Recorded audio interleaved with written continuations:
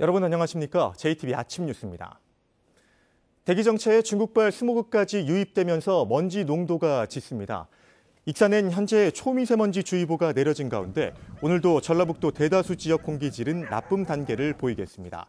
현재 기온 전주 영하 1.8도, 익산 영하 5.7도, 장수 영하 8도로 어제 아침보다 3, 4도가량 높습니다.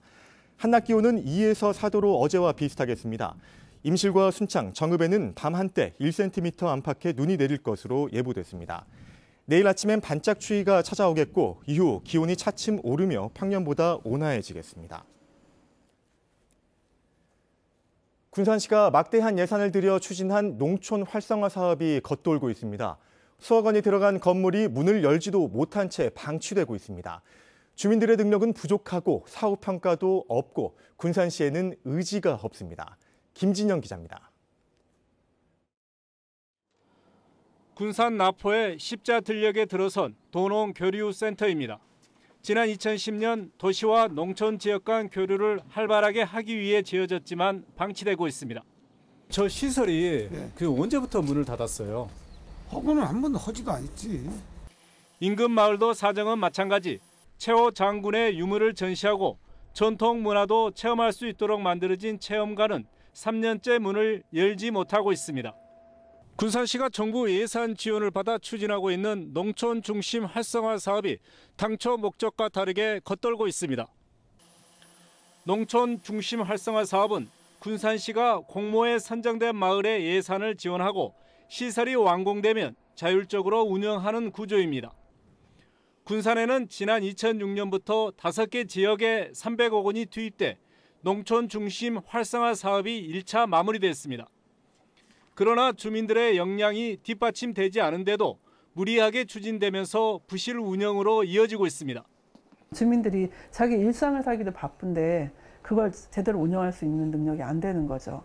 그러다 보니 건물은 지어지는데 프로그램은 없고 더구나 사업에 대한 사후 평가도 없는 등 허술한 관리도 문제입니다. 매뉴얼 시간돼 있지는 않고요. 저희가 이제 실태 조사를 통해 가지고 한 번씩 정기 점검을 한다라든가 이런 것은 아니에요. 올해도 4개 지역에서 사업이 진행되고 2곳은 새로 공모할 예정으로 사업비만 모두 320억 원에 이릅니다. 막대한 예산이 투입되는 농촌 중심 활성화 사업에 대한 철저한 점검과 개선이 시급해 보입니다. JTBC 뉴스 김진영입니다. 말도 많고 탈도 많은 태양광 발전 사업, 이번에는 폐기물이 관련돼 있습니다. 임실의 한 태양광 발전소 부지에 폐기물 수십 톤이 불법 매립된 정황을 잡고 경찰이 수사에 들어갔습니다. 지역 언론 기자와 그의 친형이 주도한 것으로 보고 있습니다. 정원익 기자가 보도합니다. 43,000제곱미터 규모의 태양광 발전소. 지난해부터 공사가 시작돼 마무리 작업이 한창입니다. 그런데 이 발전소 부지를 조성하는 과정에서 폐기물이 불법으로 매립됐다는 의혹이 불거졌습니다. 인근의 도로공사 과정에서 나온 특수 폐기물인 유리섬유 종류로 5, 60톤가량이 묻힌 것으로 추정됩니다. 철판은 뜯어내고 속 내용만 유리섬유 속 내용만 백에다 담아가지고 여기다 60개 정도 운반을 해가지고 묻은 거예요. 주민들은 발전소 부지 소유주이던 지역 주재기자와 그의 친형이 벌인 일로 보고 있습니다. 복잡한 폐기물 처리 절차를 밟지 않고 처리 비용 수천만 원까지 아끼기 위해 몰래 묻었다는 겁니다. 특정 장소 아니면은 이걸 처리할 수 없는 폐기물로 알고 있어요. 처리하기도 귀찮고 처리 비용도 나가니까 그것 때문에 이들은 최근 건설업체로부터 돈을 받은 혐의로 경찰 조사를 받고 있는 임실 공무원들과도 친분이 깊은 것으로 알려졌습니다. 경찰은 폐기물 매립 작업에 참여한 인부들을 조사하는 등 본격적인 수사에 나섰습니다. 굴삭기 조종사를 어디다 묻었는가 제가 지금 조사를 하려고 유치를 한번 제가 확인을 하려고 그래요. 또 조만간 지역 주재기자 형제를 불러 조사한 뒤 매립 현장을 굴착해 직접 폐기물을 확인할 예정입니다. JTBC 뉴스 정원익입니다. 전라북도가 GM 군산 공장과 군산 조선소 폐쇄에 따른 고용 위기를 극복하기 위해 광주형 일자리 형태의 사업 추진을 공식 선언했습니다. 이른바 전북 군산형 일자리 사업입니다. 권대성 기자입니다. 송하진 지사가 GM 군산공장을 중심으로 전북 군산형 일자리 사업을 추진하겠다고 밝혔습니다. 여야 정치권의 사업 제안에 다소 유보적이었는데 처음으로 공식화한 겁니다. 답보 상태인 광주형 일자리 사업을 분석하고 공론화 과정을 거쳐 전북에 맞는 모형을 마련하겠다고 말했습니다. GM 군산공장 유휴시설과 숙련된 노동자를 활용한 차별화된 전북 군산형 일자리 추진을 통해서 새로운 일자리 성공 모델로 만들어 가도록 하겠습니다. 사업 성공의 관건은 참여기업 확보입니다. 전라북도는 참여기업에 대해서는 구체적으로 말하지 않았습니다. 다만 완성차나 부품 조립, 대기업과 중소기업, 협동조합과 합작법인 등 모든 형태를 열어두겠다고 설명했습니다. 완성차를 만드는 어떤 형태의 공장에 들어설 수도 있고 또는 부품 조립형 형태로 들어설 수도 있고 또는 매입을 통해서 또는 100% 완전 임대를 통해서 등등. 4년 가까이 끌어온 광주형 일자리 사업은 지난해 타결 직전에 무산됐습니다. 이런 가운데 전북 군산형 일자리 사업이 빠른 시일 안에 추진될 수 있을지 주목됩니다. JTB 뉴스 권대성입니다. 해마다 전북 야생동물관리센터에서 구조하는 야생동물은 900마리에 이릅니다. 전북에서 유일한 전문 구조기관이기 때문에 신고가 집중되고 있지만 구조 인력은 3명밖에 되지 않습니다. 주혜인 기자가 보도합니다. 김제한 농수로에 고라니 3마리가 빠졌다는 신고가 접수된 건 지난달 20일. 다음 날 신고를 받은 전북 야생동물구조관리센터는 이 가운데 2마리를 구조해 자연으로 돌려보냈습니다. 이처럼 센터를 통해 구조되는 야생동물은 해마다 900마리 안팎에 이릅니다. 하루에 많게는 3건까지 신고가 접수되지만 구조 인력은 3명이 전부. 야간 구조는 꿈도 꿀 수 없습니다. 인력 자체가 그렇게 많은 편이 아니라서요. 365일은 하지만 24시간 체제는 좀 힘듭니다. 야생동물 전문 구조기관은 전북에서 이곳이 유일한 데다 구조라는 단어만 보고 신고하는 사람들 때문에 야생동물이 아닌 유기견 길고양이 구조 신고로 하루에도 여러 차례 업무가 마비되기 일쑤입니다. 이렇다 보니 주 업무인 야생동물의 치료와 질병 연구에는 집중하기 어렵습니다. 구조 업무가 다소 늘어나다 보니까 다른 일들을 하는 데 있어서 아무래도 지장이 좀 많이 발생을 하고 있습니다. 환경부는 올 상반기 안으로 개선 방안을 마련할 계획입니다. 그 구조 지원받을 수 있는 그런 걸 좀 늘리는 방향으로 지자체에 요청을 하고 재활관리사나 그런 인력을 부강해가지고 구조를 좀 더 효율적으로 하는. 환경부 법령에 따라 야생동물의 구조와 치료는 센터에서 하도록 돼 있지만 부족한 인력을 보강하기 위해서는 시민단체와 NGO 등과의 연계 방안이 필요하다는 지적도 나오고 있습니다. JTB 뉴스 주혜인입니다. 올해 대학 정시 모집에서 전북대의 약진이 두드러집니다. 정시 모집 경쟁률이 역대 최고 수준이고 타 지역 학생들의 지원 비율도 더 높아졌습니다.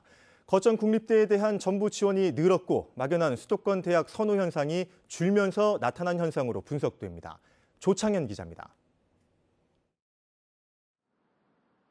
올해 정시 모집에서 전북대의 평균 경쟁률은 4.21대 1을 기록했습니다. 2,000명 모집에 8,400여 명이 지원해 역대 정시 모집 경쟁률 가운데 가장 높았습니다. 더욱 고무적인 것은 타 지역 출신 학생의 전북대 지원이 크게 늘었다는 것입니다. 지난해 58%였던 타 지역 학생 비율이 올해는 62%까지 상승했습니다. 특히 서울과 경기도 출신 학생이 전체 지원자의 27%를 차지했습니다. 전북대학교의 대외적 위상이 높아지고 거점 국립대학으로서 경쟁력과 우수한 역량이 수험생 학부모에게 인정받은 결과라고 볼 수 있습니다. 혁신도시 이전 공공기관에서 지역대학 출신을 일정 비율 선발하거나 우대하면서 일부러 전북대를 찾아오는 수험생도 늘고 지역 내 우수 학생의 외지 유출을 막고 있습니다.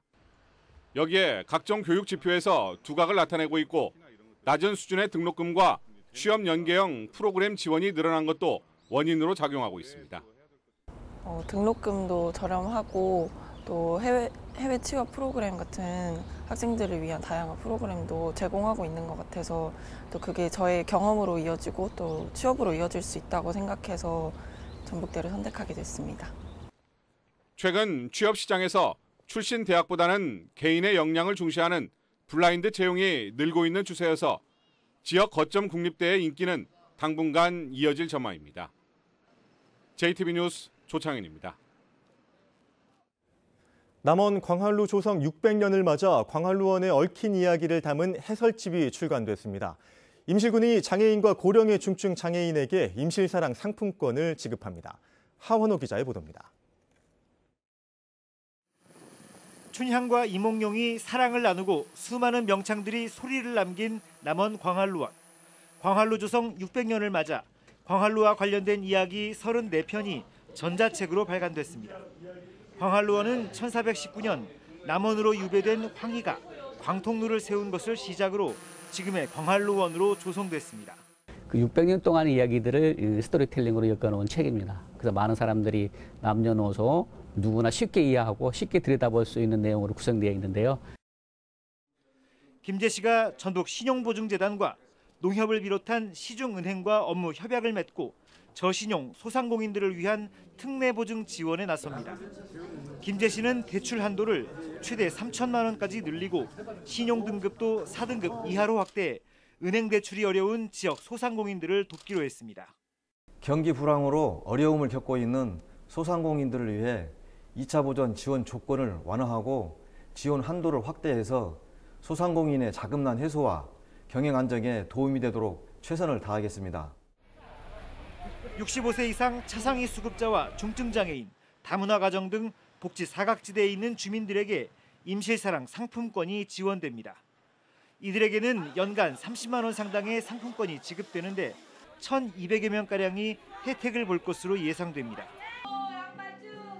겨울철 농촌 노인들의 건강관리를 위한 100세 건강교실이 오는 4월까지 완주군 91개 마을회관과 경로당에서 운영됩니다. 건강교실에서는 근력 강화를 위한 체조와 고혈압, 당뇨, 비만 등 심뇌혈관 질환 예방을 위한 맞춤형 교육이 진행됩니다. JTB 뉴스 하원호입니다. 청와대 비서진과 일부 장관에 대한 교체가 예정되면서 정부 내 전라북도의 영향력이 축소될 것으로 예상됩니다.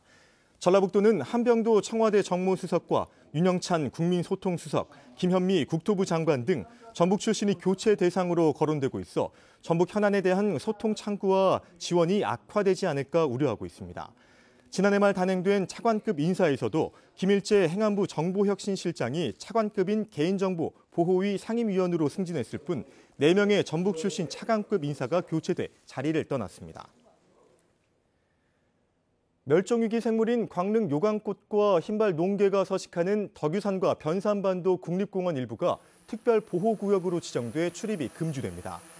지정 면적은 무주군 설천면의 임야 1,600제곱미터, 부안군 변산면의 공유수면 560제곱미터입니다.